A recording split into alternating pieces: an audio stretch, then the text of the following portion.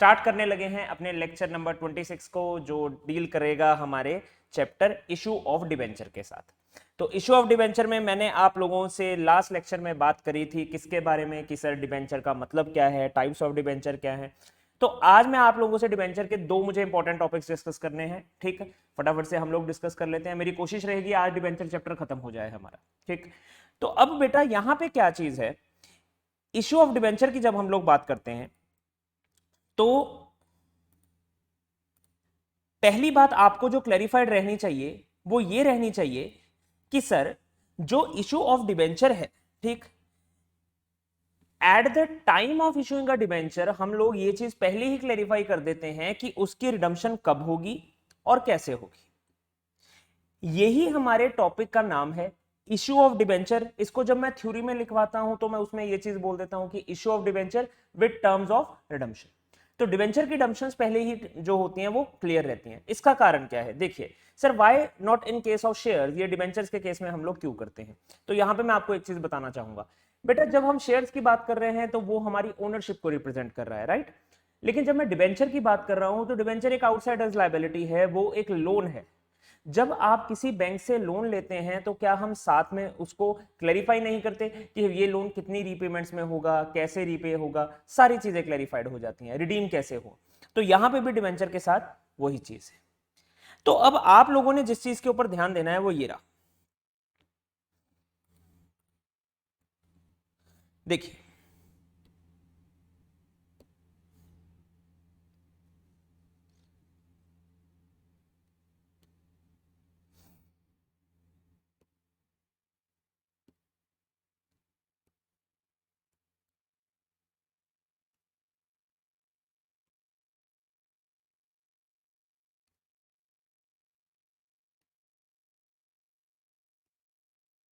हाँ जी बेटा। तो अब बेटा यहां पे जो समझने वाली चीज है वो आपके सामने है, ये रही। ठीक है, चलिए रेड से शुरू कर लेते हैं। Debentures issue at par, at discount, at premium, ये तीन चीजें आप लोगों के सामने, ठीक। और दूसरे केस में भी ये तीन एक अलग केस है, ये तीन एक अलग केस है, at par, at discount, at premium. देखिए हमने एक प्रिंसिपल पढ़ा हुआ है अकाउंट्स में जिसे हम कंजर्वेटिज्म प्रिंसिपल बोलते हैं। अब वो प्रिंसिपल क्या बोलता है, वो प्रिंसिपल ये चीज बोलता है कि भैया अगर तुम्हें लग रहा है कि तुम्हें फ्यूचर में कोई लॉस प्रिडिक्ट हो चुका है, तुम्हें लग रहा है कि तुम्हें आने वाले टाइम में उस लॉस को फेस करना ही पड़ेगा, प्रोबेबिलिटी 50% से ज्यादा है, तो उसकी प्रोविजन बना दो। ये हमारे अकाउंटिंग स्टैंडर्ड्स बोलते हैं। जब तुम लोग उन अकाउंटिंग स्टैंडर्ड्स के बारे में पढ़ाई करोगे तब तुम्हें वो चीज भी समझ में आ जाएगी। तो लेकिन यहां पे क्या समझाया जा रहा है फिलहाल के लिए, यहां पे ये चीज समझाई जा रही है कि देखो अगर तो तुम लोगों ने eight the time of repayment जितने पैसे एट पार या नॉमिनल वैल्यू को ही वापस करना है या नॉमिनल वैल्यू से कम वैल्यू को वापस करना है, फिर तो कोई दिक्कत वाली बात नहीं। क्यों? क्योंकि सर नॉमिनल वैल्यू की तो लायबिलिटी हम पहले ही क्रिएट करके रखेंगे, ठीक। और अगर डिस्काउंट होगा तो वो तो सर हमारा प्रॉफिट है, जब एंड में पेमेंट करेंगे तब देख लेंगे उसका क्या करना है। तो तीन केसेस तो आपके हुए ऐसे, जैसे कि आप लोगों ने डिबेंचर जो है वो 100 रुपए का इशू किया, राइट।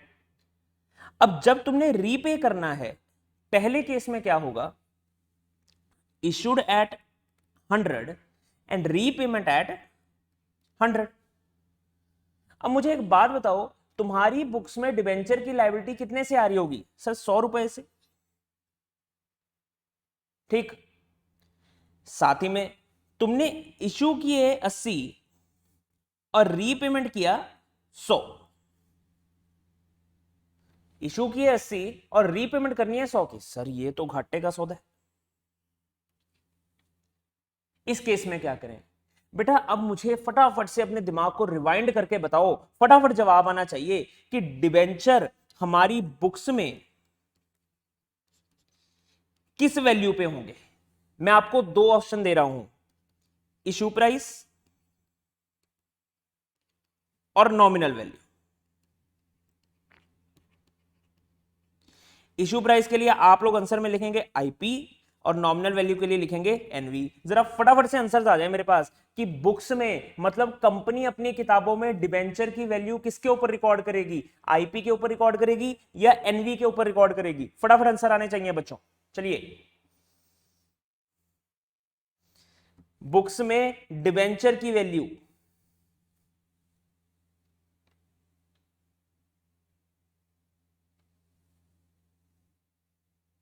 एक आंसर आया, आगे दूसरा भी आया, शाबाश। ओके, एक आंसर आया आईपी, आगे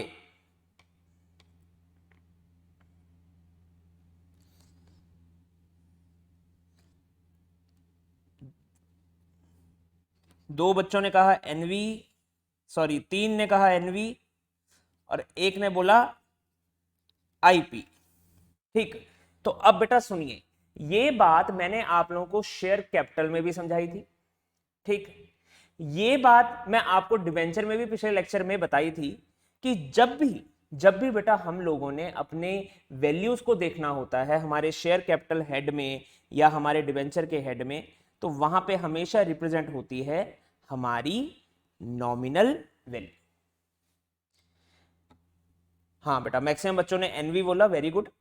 तो अब एक बच्चे ने आईपी बोल दिया, तो बेटा इसका मतलब ये हुआ कि उन्होंने एक छोटी सी गलती कर दी, आईपी का मतलब नहीं समझा। आईपी का मतलब बेटा यहां पे क्या हुआ, सपोज करो ये जो तीसरा केस है या दूसरा केस ही लगा के चलते हैं, दूसरे केस में क्या हुआ, तुमने जो डिबेंचर इशू किया वो किया 80 रुपए का।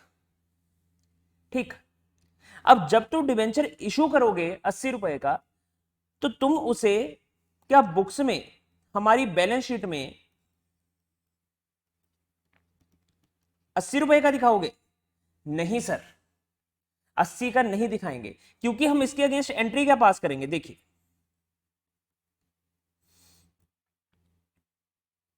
ये देखिए, मैं इसी केस की बात कर रहा हूं कि इस केस में क्या होगा, तुमने 80 रुपए का जब डिबेंचर इशू किया, तुमने यहां पे 80 रुपए डाल दिए। ठीक, तो अब एप्लीकेशन मनी तो 80 रुपए है, लेकिन बेटा ये वाले जो डिबेंचर होंगे हमेशा हमेशा किसके ऊपर होंगे, नॉमिनल वैल्यू के ऊपर। तो नॉमिनल वैल्यू कितना हो गया, 100। मुझे जहां तक लग रहा है जिस बच्चे ने आईपी आंसर लिख दिया था उस बच्चे के दिमाग में ये चीज आ गई होगी कि आईपी का मतलब सर कॉल्ड अप वैल्यू की बात कर रहे हैं। नहीं बेटा, आईपी का मतलब आईपी ही रहेगा, इशू प्राइस ही रहेगा, वो at discount, at premium, at par कुछ भी हो सकता है, लेकिन हमने हमेशा नॉमिनल वैल्यू को बुक करना है। तो सर 20 रुपए का डिस्काउंट कहां जाएगा, 20 रुपए का डिस्काउंट बेटा आपका यहां पे चला जाएगा, डिस्काउंट ऑन इशू। और यही सर अगर हम 100 रुपए का इशू करते तो बहुत सिंपल एंट्री थी, ये देखिए 100 यहां और 100 यहां। ये रिप्रेजेंट क्या कर रहा है सर, ये रिप्रेजेंट कर रहा है हमारी लायबिलिटी ऊपर चली। ठीक, अब हम लोग आते हैं तीसरे केस पे कि सर डिबेंचर इशू तो किए प्रीमियम पे, लेकिन रिडीम करने हैं पार पे। मैं एट डिस्काउंट को कंसीडर ही नहीं कर रहा, क्योंकि डिस्काउंट की हम लोगों को कोई एंट्री ही पास नहीं करनी है। तो जब इशू मैं कर रहा हूं प्रीमियम के ऊपर, ठीक, तो इसका मतलब क्या हो सकता है कि मैंने इशू किया 125 और मुझे वापस करने हैं 100 रुपए। ओहो सर, ये तो क्या लगा, ये लगा जैकपॉट। 125 रुपए लिए और वापस करने हैं 100 रुपए। बेटा जी, भगवान तो आपके ऊपर मेहरबान हो गए या कंपनी के ऊपर। ऐसा केस भी हो सकता है, बिल्कुल हो सकता है सर, अगर बना हुआ है तो केस तो हो गए। तो देखिए यहां पे आगे debentures issued at premium, redeemable at par. तो इस केस में हम लोग क्या करते हैं बेटा, ये देखिए पैसा आया कितना sir 125, bank to debenture application. इस एंट्री में कुछ समझने वाली बात नहीं है, सारी पुरानी बातें हैं। तो अब आगे 125 यहां पे चला गया, 100 रुपया हमारा यहां पे चला गया और आगे प्रीमियम हमारा 25 रुपए। तो इन केसेस में मुझे किसी तरह की कोई दिक्कत नहीं है। सर आगे क्या करना है, आगे देखो, लेकिन जो नेक्स्ट 3 केसेस है ना, इसमें एक चीज का मुझे ध्यान रखना है। इसमें ध्यान मुझे क्या रखना है कि तीनों ही केसेस में बच्चों मुझे रिडम्पशन जो करनी है वो नॉमिनल वैल्यू से ज्यादा पे करनी है। मतलब समझ पा रहे हो, अगर मैंने 100 पे इशू किया मुझे 125 वापस करने हैं, अगर मैंने 80 पे इशू किया मुझे 125 वापस करने हैं, हो सकता है मुझे 125 पे इशू करके 125 पे ही वापस करने पड़े। तो इसमें हम क्या करेंगे, इसमें बेटा हमें दो चीजें चेक करनी है। पहली चीज तो मुझे क्या चेक करनी है, पहली चीज मुझे यह चेक करनी है क्या मेरा लॉस डिसाइडेड है। आंसर इज यस, हमारा लॉस डिसाइडेड है। फिक्स्ड पीरियड के बाद हमें ये वाली अमाउंट साथ ही में पे करनी पड़ेगी। और मुझे इस लॉस के बारे में पता कब चला, सर मुझे पता चला eight the time of issue. जब मैंने बेटा डिबेंचर इशू कर दिए मुझे तब पता चला कि जो ये लॉस है ये डिसाइडेड है। तो कंजर्वेटिज्म प्रिंसिपल क्या बोलता था, कंजर्वेटिज्म प्रिंसिपल यही बोलता था ना कि जब तुम्हें लॉस के बारे में पता चल जाए तो उसके लिए जर्नल एंट्री पास कर दो, यही बोलता था। तो अब देखिए हमने क्या किया, अब मैं आगे के केसेस की तरफ बढ़ रहा हूं। Debentures issued at par redeemable at premium. तो बेटा इन केसेस में देखो जब भी तुमने रिडम्पशन एट प्रीमियम करनी है तो तुम एक चीज हमेशा ध्यान रखना, तुमने कुछ नहीं करना, तुमने सिर्फ एक एडिशनल एंट्री पास कर देनी है। वो एडिशनल एंट्री क्या होगी, loss on issue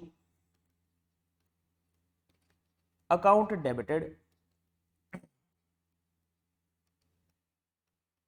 to premium on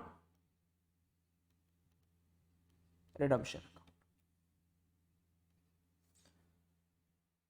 अब देखिए ये तो हम मान लेते हैं अपनी फिक्टिशियस एसेट, ये धीरे धीरे करके राइट ऑफ करनी पड़ेगी, और ये हमारी बैलेंस शीट में रिप्रेजेंट हो रहा होगा। जब वक्त आएगा रिडम्पशन का जो तुम्हारे सिलेबस में नहीं है तब हम इसको डेबिट करके खत्म कर देंगे। अब सर लॉस ऑन इशू हम क्यों अभी बुक कर रहे हैं, इसके बारे में मैं आपको बता चुका हूं, क्योंकि बेटा हम लोगों को लॉस जो है वो डिसाइडेड हो चुका है, हम लोगों को ये चीज पता लग चुकी है कि अब ये लॉस तो होना ही होना है। तो हमने क्या किया, हमने उसकी entry at the time of issue ही पास कर दी। अब देखो जरा इन्होंने क्या किया, सपोज करो ये वो वाला केस है जब तुमने 100 पे इशू किया और तुम्हें जो रिडम्पशन करनी है वो करनी है 125 पे। तो देखिए जरा क्या हो रहा है, एप्लीकेशन मनी कितनी आई तुम्हें, 100 रुपए आई। अब एप्लीकेशन मनी को सबसे पहले तो यहां पे ट्रांसफर कर दो, right.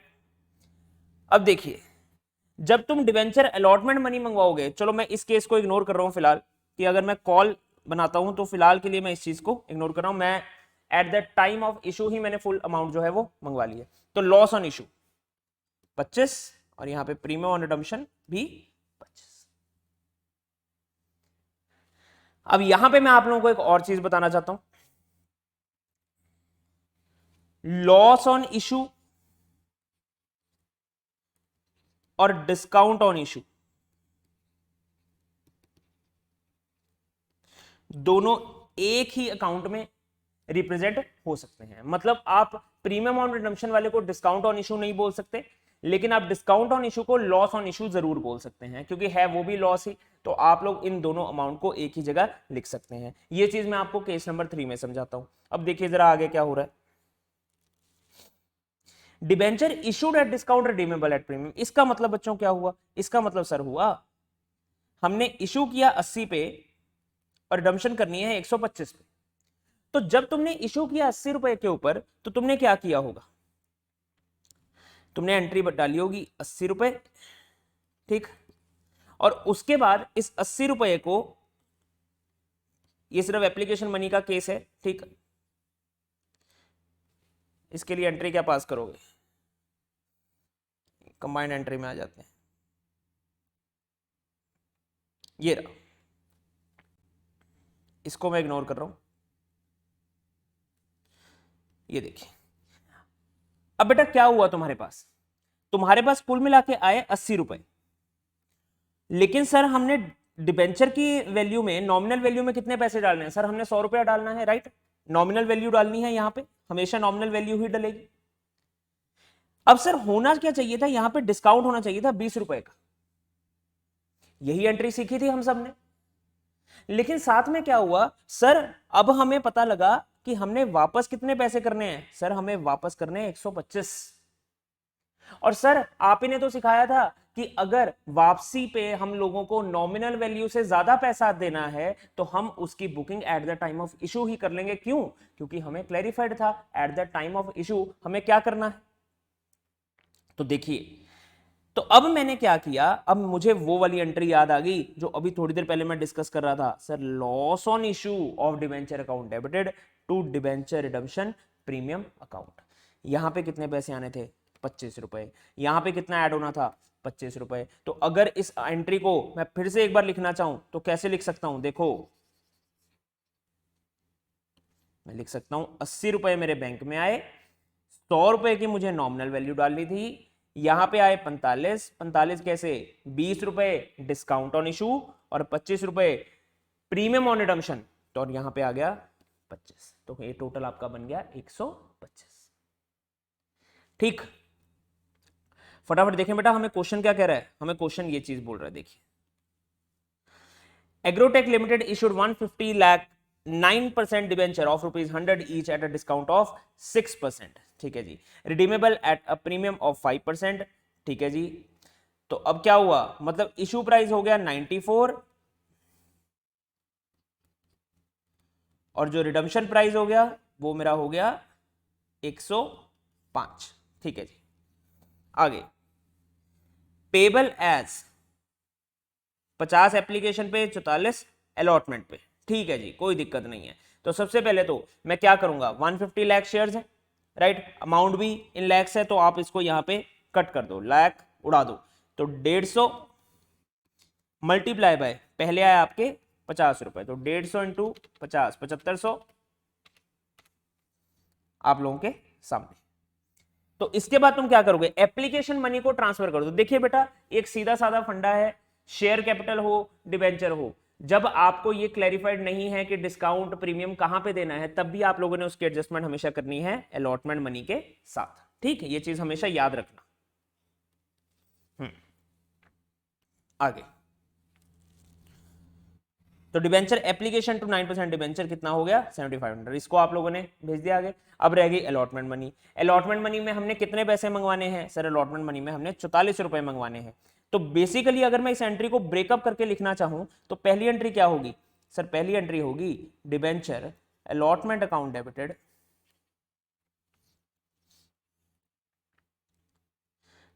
Discount on issue account debited to 9% debenture account. ठीक, यही वाली एंट्री होगी। ये किस चीज की एंट्री है सर? ये एंट्री है बेटा आपके अलॉटमेंट मनी ड्यू करने की। जैसे आप शेयर अलॉटमेंट मनी लिखते थे, अब तुम लोग डिबेंचर अलॉटमेंट मनी लिखोगे। तो यहां पे कितनी कितनी अमाउंट आएगी सर? डिबेंचर अलॉटमेंट मनी में मेरे पास कितने पैसे आने थे? 44 रुपए मैंने ड्यू करने थे, तो it will be 44 into how much shares? 150, क्योंकि फिगर्स लैक्स में चल रही हैं, 6600। तो लेकिन असल में हमें कितना पैसा और चाहिए था जो नॉमिनल वैल्यू कंप्लीट करते सर? 50 इंटू 150 मतलब के 7500। तो हमने डिस्काउंट ऑन इशू बेसिकली कितना दिया सर? हमने डिस्काउंट ऑन इशू दिया है 6 इंटू 150 मतलब के 900 रुपए। लेकिन सर हमें एक एडिशनल एंट्री भी पास करनी थी। उस एडिशनल एंट्री में मैं क्या लिखूंगा सर? वो एडिशनल एंट्री थी loss on issue account debited to premium on redemption account या डिबेंचर रिडम्पशन प्रीमियम अकाउंट। ठीक, तो अब कितना हमें सर? हमें पता है, हमने अब बेटा यहां पे सिर्फ लॉस वैल्यू बुक करना। क्यों? क्योंकि लाइबिलिटी तुम्हारी ऑलरेडी 7500 यहां पे और 7500 यहां पे बुक हो चुकी है। ठीक, मतलब कि 15,000 से प्लस लैक्स जितना भी हो गया, ठीक है ना। 15,000 से तुम्हारी लाइबिलिटी ऑलरेडी बुक्ड है, लेकिन हमें एडिशनली क्या चाहिए, हमें एडिशनली सिर्फ और सिर्फ किसकी तैयारी करनी थी सर, प्रीमियम ऑन रिडम्पशन, ताकि मौके पे हमें कोई दिक्कत ना आए। तो अब देखें यहाँ पे क्या हो रहा है बेटा, लॉस ऑन इशू हमें 50 रुपए के हिसाब से चाहिए, नहीं सर हमें 5 रुपए के हिसाब से चाहिए, 5 इंटू 150 मतलब के 750, 750 750। अब सर अगर मैं इसी एंट्री को कंबाइंड वे में लिखना चाहूं तो डिबेंचर अलॉटमेंट अकाउंट कितने से डेबिट होगा, 6600 से। 9% डिबेंचर कितने से क्रेडिट होंगे सर, 7500 से। प्रीमियम ऑन रिडम्पशन कितने से क्रेडिट होगा सर, 750 से। जैसा मैंने आपको पहले क्वेश्चन में समझाया था कि डिस्काउंट ऑन इशू को मैं और क्या लिख सकता हूं, मैं डिस्काउंट ऑन इशू को बेटा लॉस ऑन इशू भी लिख सकता हूं। तो इन दोनों को ऐड करके अगर मैं देखूंगा तो 1650 रुपए आप लोगों के यहां पे रिप्रेजेंट हो जाते हैं। ये बच्चों क्लियर हुआ आपको, फटाफट यस और नो में जवाब दीजिए।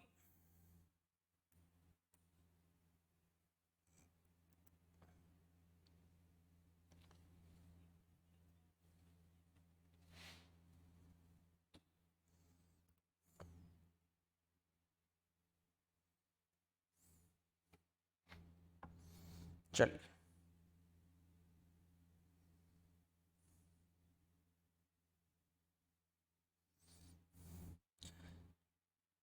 कौन सी चीज बेटा आपको दोबारा समझनी है, लॉस ऑन इशू और डिस्काउंट ऑन इशू दोनों इकट्ठे हैं, इसके बारे में दोबारा समझनी है। एक बच्चे ने पूछा है सर दोबारा बताइए।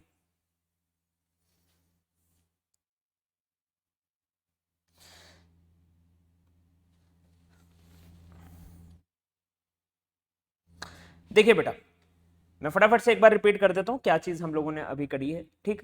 यहां पे क्या हुआ कि मैंने आपको जैसा अभी बताया कि हमें सिर्फ प्रीमियम ऑन रिडम्पशन जो होता है वो हम लोगों को eight the time of issue he book करना होता है, राइट। जो हमारा प्रीमियम ऑन रिडम्पशन है वो eight the time of issue he book होगा। तो हम लोगों ने कुछ एडिशनल एंट्री पास नहीं करी, हम लोगों ने या कुछ एडिशनल काम नहीं करा, हम लोगों ने सिर्फ उस लॉस को eight the time of issue book कर लिया। अब जैसे कि मुझे पता है कि मुझे 100 के बदले में एंड में 125 रुपए देने हैं, तो मैं क्या करूंगा बच्चों, मैं इस 100 को तो एज अ लाइबिलिटी पहले ही बुक करके बैठा हुआ हूं, किस नाम से सर, 9% डिबेंचर के नाम से, जो हमारा क्वेश्चन है। लेकिन प्रॉब्लम यह है कि सर ये जो 25 रुपए है ना, इस 25 रुपए की तैयारी नहीं है मेरी, ये 25 रुपए कभी मेरी बैलेंस शीट में रिफ्लेक्ट नहीं करेंगे। तो अकाउंटिंग में एक डिफरेंस आया, एक चेंज आया, जिसमें क्या किया गया, इस 25 रुपए को भी, अब जैसे सपोज करो तुमने 3 साल के लिए डिबेंचर इशू किए हैं, तो 3 साल पहले ही तुमने इस 25 रुपए के अकॉर्डिंग बुकिंग कर ली। कई बच्चे ये भी पूछते हैं मेरे से कि सर ये तो अमाउंट बड़ी नॉमिनल सी होती है। बेटा आपको सिर्फ 25 रुपए दिख रहे हैं, लेकिन आपने देखा 150 लाख डिबेंचर था।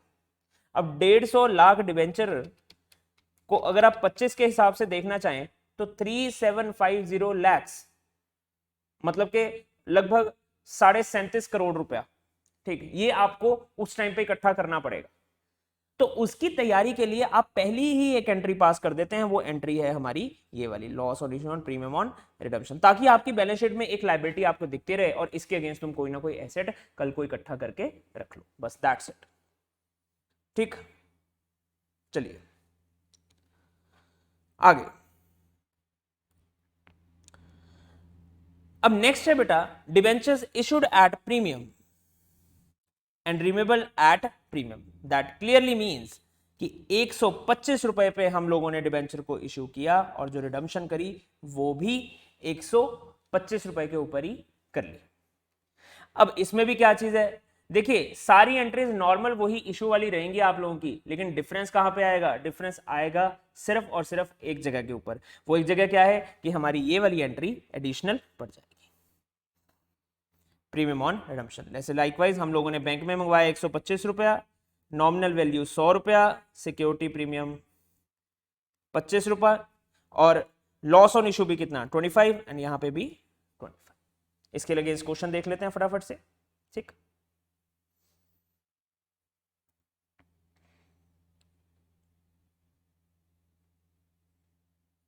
इसके अगेंस्ट कोई एडिशनल क्वेश्चन नहीं है बेटा, कोई बड़ी बात नहीं। सर शेयर्स तो डिस्काउंट पे इशू नहीं हो सकते थे, ठीक है जी, कोई बात नहीं। क्या डिबेंचर हो सकते हैं? बिल्कुल हो सकते हैं बेटा। डिबेंचर की हम लोगों ने जनरल एंट्री भी समझ ली है। शेयर्स नहीं हो सकते, लेकिन अगर आपके सामने थ्योरी का क्वेश्चन आता है तो क्या कौन से शेयर्स इशू हो सकते हैं डिस्काउंट के ऊपर? सिर्फ स्वेट इक्विटी शेयर्स, वो हम अपने एम्प्लॉयज को दे देते हैं बेटा, इसकी वजह से।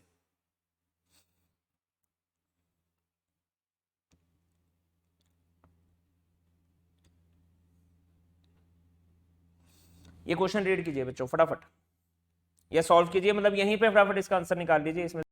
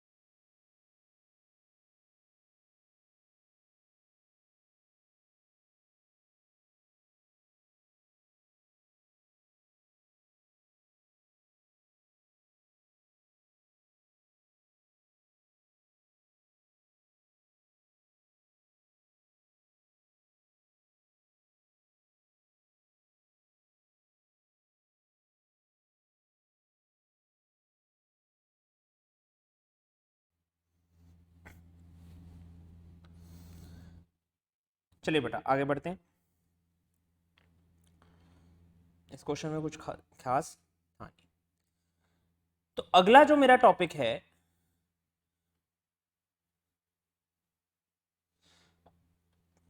जो आप लोगों को मैं समझाना चाहता हूं, वो टॉपिक है बेटा ये वाला, ट्रीटमेंट ऑफ डिस्काउंट और loss on issue of debenture. ये चीज मैं हमेशा साथ में इसलिए करवाता हूं ताकि बच्चों के दिमाग में रहे कि ये एंट्री हम लोगों ने कैसे पास करनी है। अब देखिए, हमने जब एंट्री पास करी से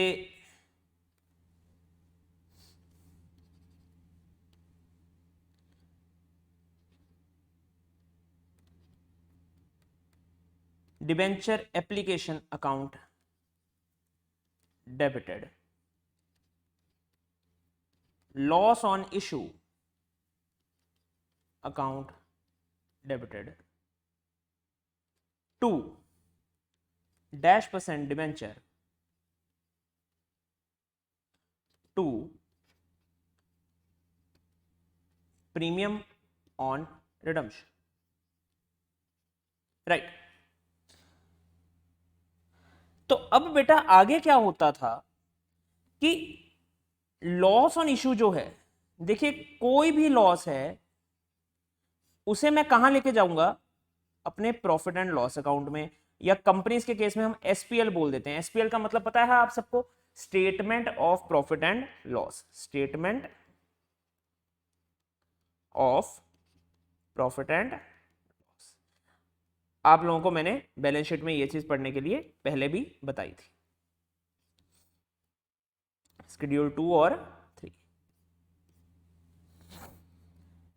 तो अब आगे क्या होता है?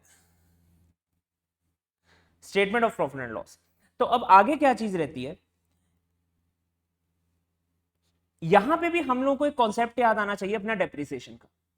अब डेप्रिसिएशन का कॉन्सेप्ट क्या है? डेप्रिसिएशन का कॉन्सेप्ट ये है कि सर हमने एक एसेट खरीद रखा है, उस एसेट को हमने कई साल तक यूज करना है, अगर एक ही बार में हमने उसका सारा खर्चा डाल दिया तो हम सारा का सारा बर्डन जो है वो एक ही साल के P&L पे डाल जाएंगे और उस साल के फाइनेंशियल स्टेटमेंट्स खराब हो जाएंगी, जो कि गलत है। क्यों गलत है? क्योंकि सर एक्सपेंस है, एक्सपेंस तो किश्तों में चलता है। हमने एक्सपेंस को एक्सपेंडिचर और एसेट क्यों माना? हमने इसलिए माना ताकि हम इसका फायदा कई सालों तक ले सकें। तो हमने क्या किया, हमने एक ही बार में खर्चा नहीं डाला, हमने उस खर्चे को डिवाइड किया और हर साल में हमने टुकड़ियों में उस खर्चे को डालना शुरू कर दिया। बिल्कुल यही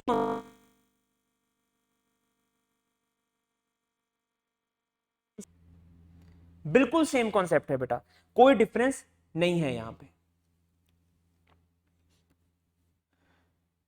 अब लॉस ऑन इशू है, हमने डिबेंचर अगर इशू किए कितने साल के लिए, 3 साल के लिए या 5 साल के लिए या 7 साल के लिए, जितने भी, ठीक, तो हम उस लॉस को भी उसी उतने ही सालों के हिसाब से अमाउंट को डिस्ट्रीब्यूट करेंगे, राइट।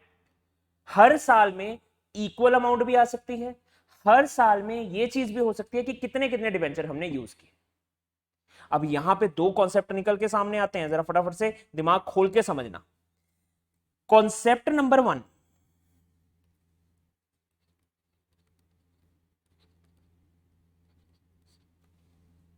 कॉन्सेप्ट 1 क्या बोलता है,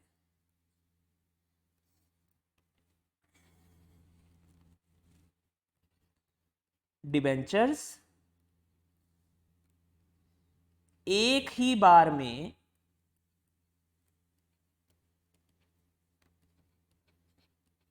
वापस करेंगे।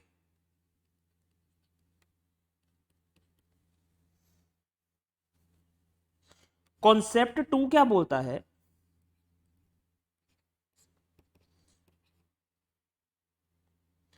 डिबेंचर्स किश्तों में वापस करेंगे।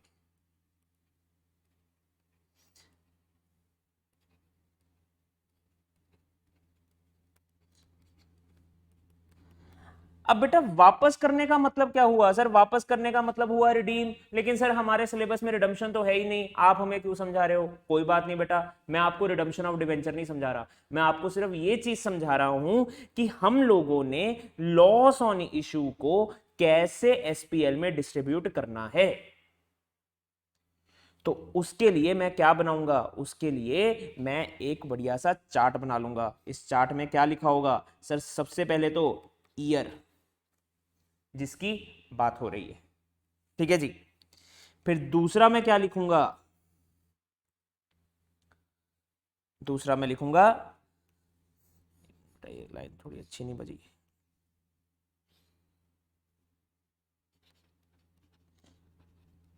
Debentures used. Sir outstanding word नहीं यूज करते थे, आउटस्टैंडिंग भी कर सकते हो बेटा, लेकिन फिलहाल यहां पे हम क्या लिखेंगे, डिबेंचर्स यूज्ड।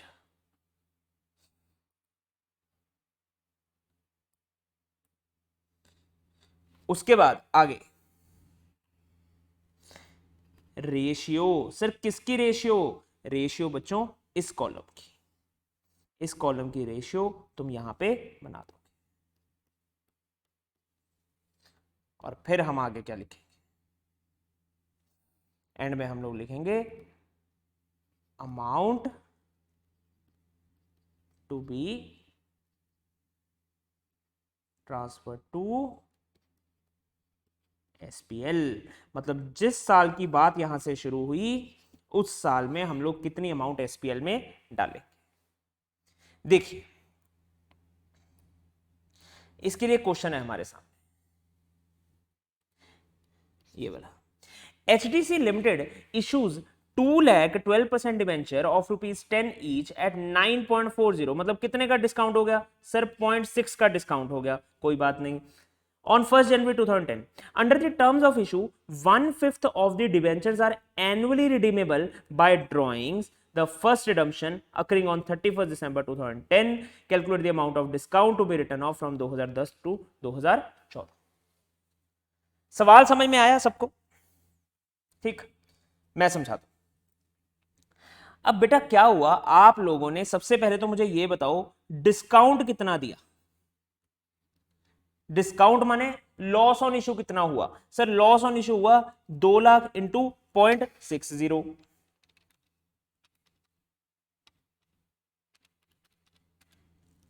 मतलब के 1,20,000। ठीक, अब हमने इस डिस्काउंट को खत्म करना है, हमने इस डिस्काउंट को खत्म करना है। अब हम कैसे करेंगे सर, हम करेंगे किश्तों में, यही तो बात हो रही थी। अगर मैं इसको सीधा 2010 वाले अकाउंट में डाल दूं, एसपीएल में डाल दूं, क्या ये नाइंसाफी नहीं है 2010 के साथ? बहुत बड़ी नाइंसाफी है, क्योंकि वो अकेला थोड़ी लॉस बेयर करेगा। जब आप एक चीज को 5 भाई मिलकर यूज कर रहे हैं और सारा खर्चा एक भाई उठा रहा है, तो उस भाई को गुस्सा नहीं आएगा? ठीक, तो तुम भी जरा मन से सोचो कि यार सर ये तो गलत बात है थोड़ा सा। तो हमने क्या किया, हमने उसको डिवाइड करने का फैसला किया, बिल्कुल वैसे ही जैसे हम लोगों ने डेप्रिसिएशन के केस में किया था। तो सुनो आगे क्या हुआ।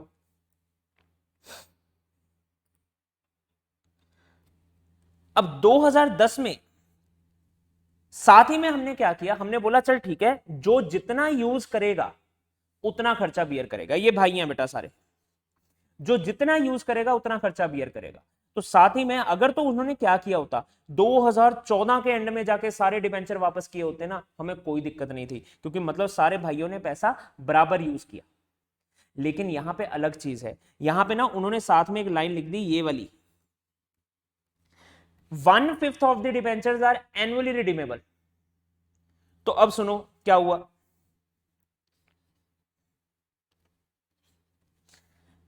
हर साल 2 लाख का 1/5 जाता रहा बाहर। जो उस साल के डिवेंचर थे उसका 1/5 नहीं, इस चीज का जरा ध्यान रखना। हर साल उन्होंने इक्वल इंस्टॉलमेंट्स बनाई हैं, मतलब कि 2 लाख को 5 हिस्सों में बांट दिया गया, डिवाइड बाय 5 कर दिया गया, और हर साल मतलब कि क्या हुआ सर, 40,000 के जो डिवेंचर्स थे वो वापस जाते रहे।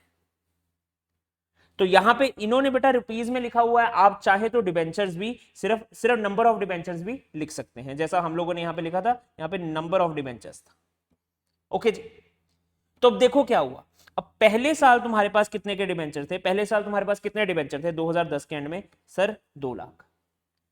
40,000 डिबेंचर चले गए कौन से साल में? अगले साल के एंड में सर, तो रह गए 1.6 लाख। फिर कितने रह गए सर? 40,000 और चले गए, 1,20,000 रह गए। फिर सर कितने चले गए हमारे? 40,000 डिबेंचर और चले गए, तो 0.8 लाख, मतलब 80,000 डिबेंचर रह गए। फिर आखिरी साल में हमारे पास सिर्फ 40,000 डिबेंचर रह गए। ठीक, मतलब अगर आप इसके ऐसे फिगर देखना है तो 20, 16, 12, 8 और 4, इसकी निकाली हमने रेशियो, क्या? 5, 4, 3, 2, 1। अब मुझे कौन सी अमाउंट को राइट ऑफ करना है? 1,20,000 को राइट ऑफ करना है। तो अब सबसे बड़ा भाई कौन? सबसे बड़ा भाई सर 2010। सबसे छोटा भाई कौन सर? 2014। 2010 ने बोला भाई मैं जिम्मेदार बंदा हूं, मेरे साथ तुम क्या करोगे? मैंने सबसे ज्यादा डिबेंचर्स को यूज किया है, तो सबसे ज्यादा लॉस इसी साल में जाएगा। मतलब कि इस 1,20,000 को हम लोगों ने इस रेशियो में बांट देना है। वही किया हुआ है, 1,20,000 इंटू 5/15, 4/15, 3/15, 2/15 और 1/15। मतलब कि इस लॉस को इस रेशियो में बांट दिया। सर ये चीज लोग कॉन्सेप्ट हमें किसी और चीज की भी याद दिला रहा है, ये हमें गुडविल के वेटेड एवरेज मेथड की याद दिला रहा है कि जिस साल में जिस तुम लोगों ने जिस साल को जितनी वेटेज देनी है दे दो, बस वेटेज का क्राइटेरिया जो है वो यहाँ पे चेंज हो चुका है। क्यों? क्योंकि यहाँ पे हम लोग जो डिबेंचर्स निकाल रहे हैं वो रिडम्पशन के हिसाब से निकाल रहे हैं, डिबेंचर यूज के हिसाब से निकाल रहे हैं। अगर हर साल में सेम होता तो मतलब जैसे यहाँ पे हमारे सामने केस था पहले के, जो इससे पिछले वाले एग्जांपल है उसमें हमारे सामने केस था कि हम लोगों ने डिबेंचर की रिडम्पशन बेटा एक ही बार में करी है। ये देखो debenture redeemable at the end of 5 years, तो वहां पे रेशियो हमारी सेम हो जाती 1 1 1 1 1। क्राइटेरिया जो है वो बिल्कुल सेम रहेगा। तो हर बार आप क्या 1,20,000 1,20,000 1,20,000 जो भी है उसे आप राइट ऑफ करते रहते हैं। इस केस में डिस्काउंट थोड़ा ज्यादा है, 0.6 नहीं है तो 6 है, तो इस हिसाब से हर साल 1,20,000 आ रहा है। अगर वही केस होता हमारा जो अगले क्वेश्चन में है तो it will be directly 1,25,000 divide by 5, तो हर साल आपके सामने कितना आ जाता? 24,000। और यहाँ पे डिबेंचर भी 1 लाख है, वहां पे 2 लाख थे। ठीक, ये बहुत इंपॉर्टेंट कॉन्सेप्ट होता है और इसमें आप लोगों को यही चीज को फॉलो हमेशा करना है। ये बेटा कॉन्सेप्ट समझ में आया सबको?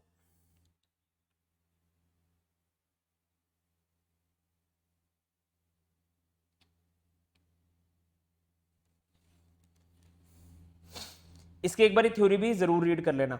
अच्छा, एक चीज और मुझे आप लोगों को बतानी थी कि जो term treatment of discount on loss on issue of debenture की जब हम लोग बात करते हैं तो बेटा ये कैपिटल लॉसेस भी कई बार माने जाते हैं। तो इसको चाहो तो आपके पास अगर कुछ ऐसी चीज पड़ी है बैलेंस शीट में जिसके बारे में आपको आपकी बुक्स बता रही हैं, ठीक, चाहे वो सिक्योरिटी प्रीमियम कुछ भी है, अगर आप चाहो तो उससे भी इसको राइट ऑफ कर सकते हो अगर चाहो तो, ठीक। लेकिन अगर आपको क्वेश्चन उसके लिए कुछ गाइड नहीं कर रहा तो आप ये P&L वाला ट्रीटमेंट ही फॉलो कर देना। गुड, थम्स अप आया मेरे पास, वेरी गुड। हाँ जी, अब बढ़ते हैं हमारे दो छोटे छोटे कॉन्सेप्ट्स की तरफ। सबसे पहले तो है जी issue of debenture as collateral security. बेटा जी कोलेटरल सिक्योरिटी का मतलब पता है आप लोगों को? ये मैं आप लोगों को एक बार थ्योरी घर से पढ़ने के लिए देना चाहता हूं क्योंकि इसमें कुछ खास बात नहीं है। तो अब मैं अगर आप लोगों से डिस्कशन करना ही चाहता हूं तो मैं किसके बारे में बात करूंगा? Debenture issue for consideration other than cash. Consideration other than cash क्या होता है बेटा? कुछ नहीं है, सिर्फ वही चीज जो हम लोगों ने शेयर कैपिटल में बात करी थी कि सर इस बार पैसा नहीं आया, इस बार या हमने बिजनेस खरीद लिया या हमने कोई एसेट खरीद ली। कंसिडरेशन अदर देन कैश में हमें सबसे इंपॉर्टेंट चीज क्या करनी होती है? हमें कैलकुलेट करनी पड़ती है परचेज कंसिडरेशन। Purchase consideration. अब बेटा जी परचेज कंसिडरेशन का मतलब क्या है? परचेज कंसिडरेशन का मतलब है वो वैल्यू जो वैल्यू आप लोग पे करने को तैयार हैं for a particular thing. Suppose कीजिए आप लोगों ने एक बिजनेस एक्वायर करना है, तो जब आपने बिजनेस एक्वायर करना है तो बेटा एज इट इज तुम बिजनेस की एंट्री नहीं पास करते, तुम ये देखते हो उस बिजनेस में कौन कौन सी एसेट्स हैं, कौन कौन सी लायबिलिटीज हैं। तो वही हम लोगों ने यहां पे करना है। जितनी एसेट्स हम लोगों ने निकाली, जितनी लायबिलिटीज हम लोगों ने निकाली, उसका जो डिफरेंस होगा वो हमारी परचेज कंसिडरेशन हो जाएगी। जैसे कि इस चीज को जरा समझना ध्यान से, तुम लोगों ने सपोज करो कोई स्वीट शॉप है, उसे एक्वायर कर। अब तुम देखोगे इसका जो फर्नीचर है, इसकी जो बिल्डिंग है, ठीक, इसकी जो मशीन है, और साथ में जितना ये कैश इन हैंड है, वैसे होता नहीं यूजुअली, चलो ठीक, इसकी वैल्यू हुई 10 करोड़। बड़े बिजनेसमैन बंदे हो तुम, ठीक है जी। अब लेस यार, उसने बोला बैंक का लोन है, वो भी तो तुम ही पे करोगे। कितने का? 3 करोड़ का। बहुत है। अब तुम उसको नेट में कितनी पेमेंट कर दोगे? 7 करोड़ पे कर दोगे। यहां पे बेटा गुडविल भी आ सकता है कैश इन हैंड की जगह। 7 करोड़ पे कर दोगे तो ये 7 करोड़ तुम्हारे लिए क्या है? ये 7 करोड़ हमारे लिए है सर परचेज कंसिडरेशन। तो अब जब ये परचेज कंसिडरेशन तुम लोगों के सामने आ जाती है तो हम इसको, हमने बोला कि भैया अब मैं तुझे पेमेंट नहीं करूंगा, अब मैं तुझे इशू कर दूंगा डिबेंचर। क्यों? क्योंकि ये मेरी कंपनी ने एक्वायर किया है, अब मैं तुझे डिबेंचर इशू कर देता हूं। तो डिबेंचर जब मैं आपको इशू करूंगा तो मैं एंट्री में वेंडर को कैश की पेमेंट नहीं करूंगा, मैं उसे डिबेंचर इशू कर। बट प्रॉब्लम पता है क्या है बच्चों? प्रॉब्लम है हाउ मेनी डिबेंचर्स।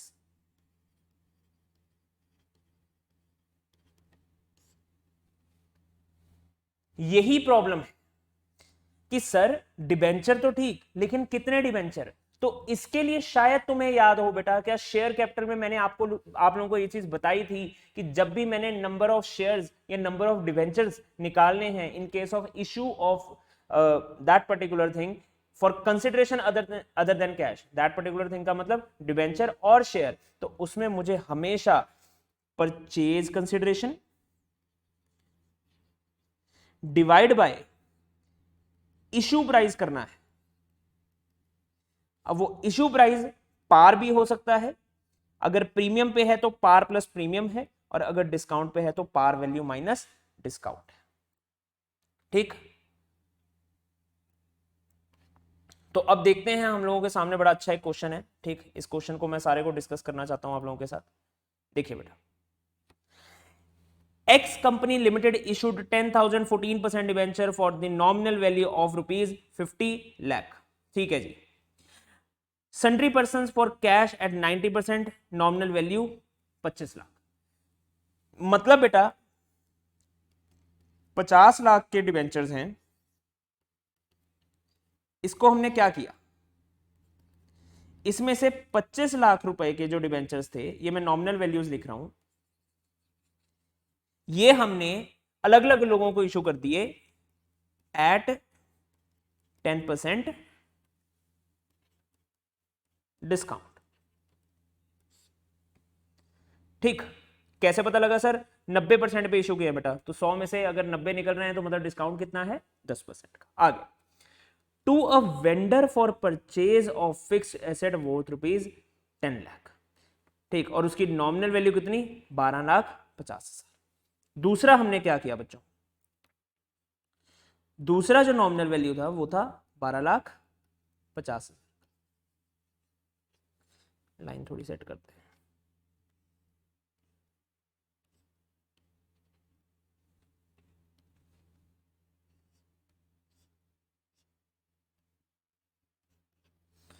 ठीक, तो उसको मैंने क्या किया, उसको भी मैंने कितने पे इशू किया? मेरे basically issued at discount of 2,50,000। यही चीज रिप्रेजेंट कर रहा है। To the banker as a collateral security for a loan of ₹10 lakh. ठीक, तो अगर बेटा हम लोग as a collateral security issue कर देते हो, इसको करने के दो तरीके हैं। मैं आपको सिर्फ एक तरीका फिलहाल अभी बता रहा हूं, दूसरा डिबेंचर सस्पेंस वाला वो खुद रीड करना, अगर ना समझ में आए तो पूछ लेना। उसमें क्या होता है कि हम लोग बैलेंस शीट में डिबेंचर सस्पेंस अकाउंट भी ओपन कर देते हैं, वो एंट्री मैं आपको एक बार पढ़ा देता हूँ। लेकिन फिलहाल के लिए आप इतना याद रखिए कि हम लोग कोलेटरल सिक्योरिटी के लिए कोई एंट्री नहीं पास कर रहे फर्स्ट केस में, हम लोग सिर्फ उसके लिए एक फुट नोट दे देंगे, this is case 1 collateral security में। ठीक है जी, तो आगे देखिए। अब तीसरे केस में क्या हुआ, आप लोगों ने 12,50,000 की डिबेंचर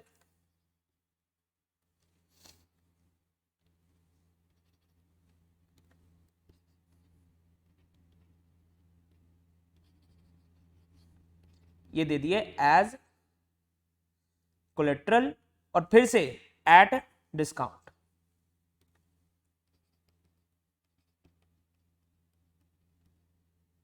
कितने का? 2.5 लाख। अब देखिए बेटा, यहां पे क्या हुआ, क्या हमारे पास पूरे 50 लाख का ब्रेकअप आ गया? ये देखिए सर, 25 लाख, 12.5 और 12.5, मतलब ये कुल मिला के हमारे 50 लाख का ब्रेकअप था।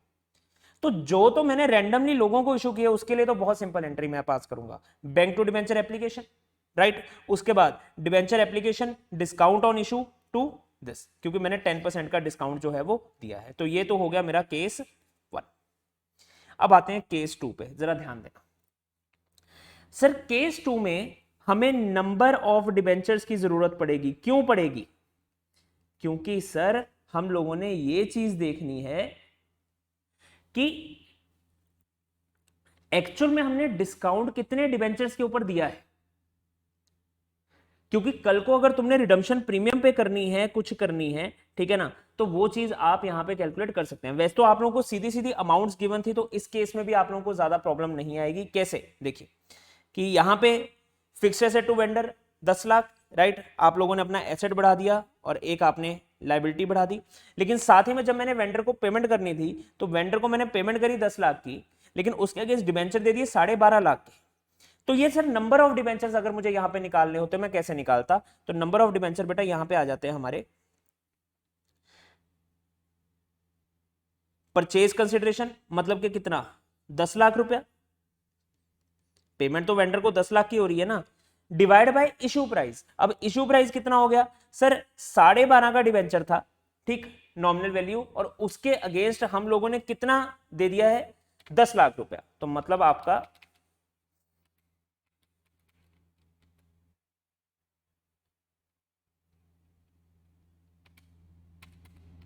इसको क्या हो गया,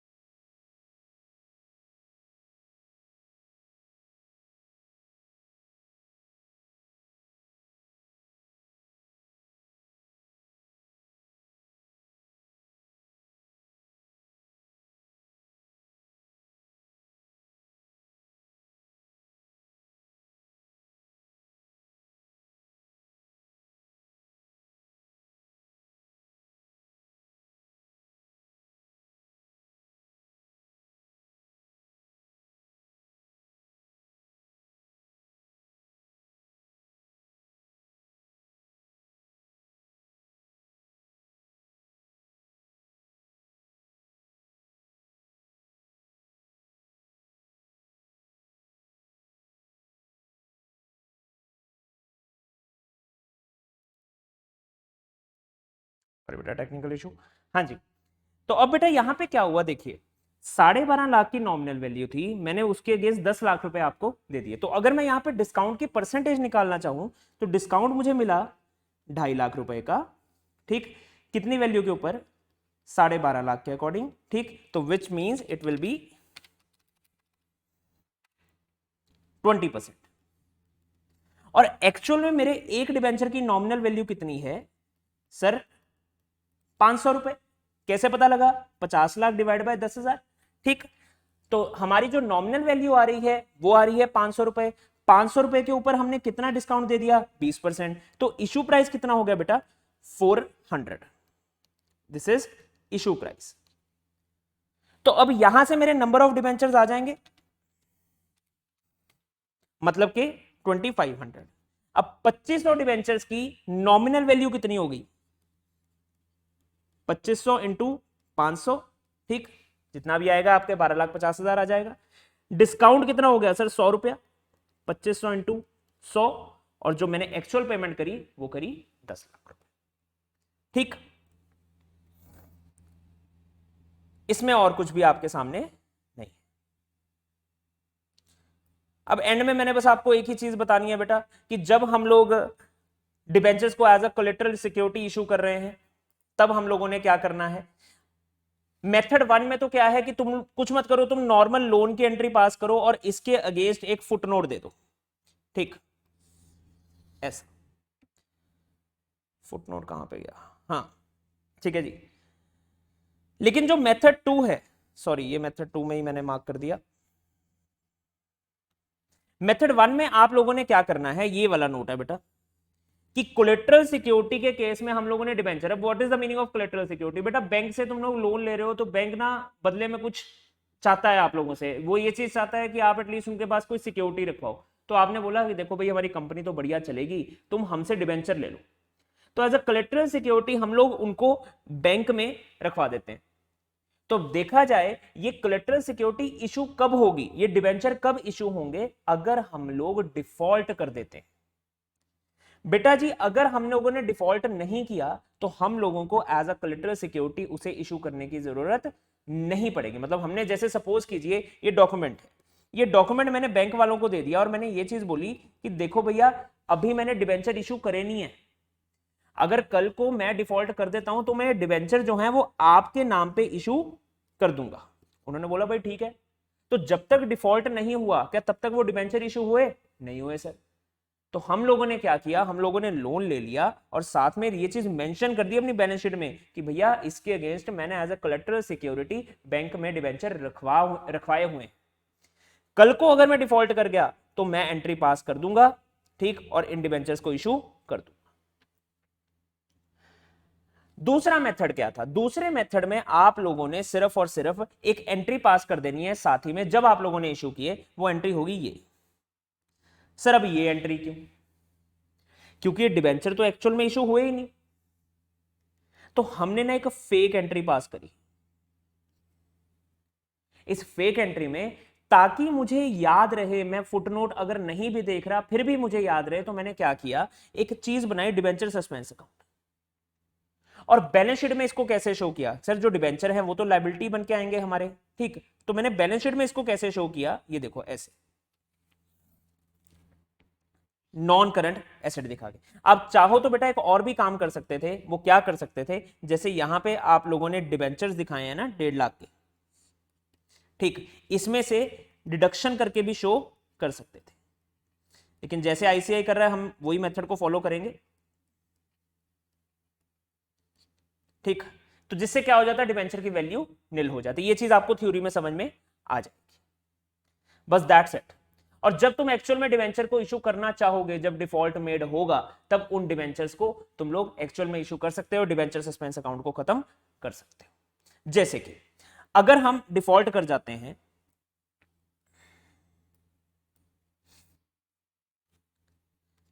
eight the time of default, method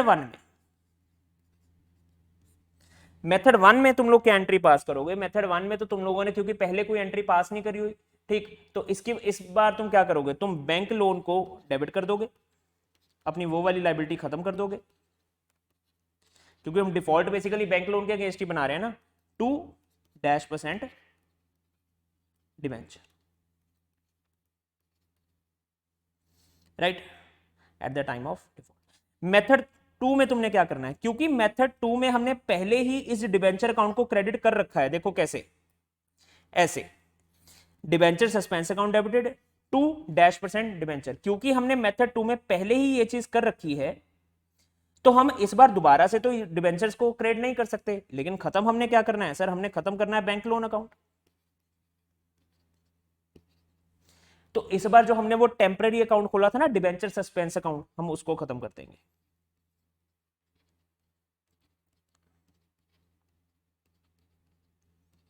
to debenture suspense account, that's it, ठीक।